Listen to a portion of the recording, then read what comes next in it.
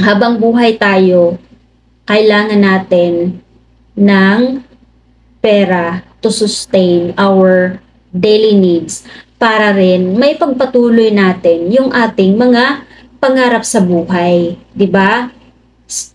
Hindi naman tayo papayag na hindi natin makakamit yung ating mga dreams, 'di ba? Yung ating mga goals. Siyempre, kapag meron tayong na-achieve ng mga goals natin, 'di ba, ang saya. Ang saya-saya at hinahangaan tayo ng mga tao na iniisip nila na hindi nila kaya pero noong nakita ka na kinaya mo, ayun, na-inspire mo sila at nagkaroon sila ng lakas na maari ka nilang kopyahin, maari nilang sabihin, uy, so siguro pwede ako dito, siguro pwede ko rin to gayahin.